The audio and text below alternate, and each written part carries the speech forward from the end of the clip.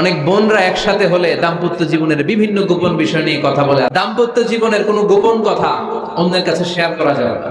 যারা দাম্পত্য জীবনের একান্ত বিষয় কারোর সাথে শেয়ার করে তারা সবচেয়ে বড় কবিরা গুনাহ করে। আশরারুন নাস বলেছেন বিশ্বনবী এদেরকে, সবচেয়ে নিকৃষ্ট মানুষ। ইয়াউমুল কিয়ামাতি মানজিলাতান, আল্লাহর কাছে কিয়ামতের দিন সবচাইতে নিকৃষ্ট হয়ে দাঁড়াবে ওই দম্পতি, ওই নারী কিংবা ওই পুরুষ তারা একান্ত সময়ে ফিজিক্যাল ইন্টিমেসিতে যা করে এটা পরে মানুষের কাছে বলে বেড়ায়। এরকম আছে না নাই? খবরদার, এটা বড় কবিরা গুনাহ। অনেক বোনরা একসাথে হলে দাম্পত্য জীবনের বিভিন্ন গোপন বিষয় নিয়ে কথা বলে, আছে না নাই? অনেক পুরুষরা একে অপরের সাথে, বন্ধুদের সাথে বিভিন্ন বিষয় নিয়ে শেয়ার করে, এটা এমন ওইটা এমন, এগুলো বলা যাবে? আসিবাউ হারাম। দাম্পত্য জীবনের সব বিষয়, স্বামীর সব বিষয় স্ত্রীর কাছে আমানত, স্ত্রীর সব বিষয় স্বামীর কাছে আমানত রেখেছে কে? দাম্পত্য জীবনের এই প্রাইভেট লাইফের কোনো কিছু কিয়ামত পর্যন্ত অন্যের কাছে প্রকাশ করাকে হারাম ঘোষণা করে দিয়েছে কে?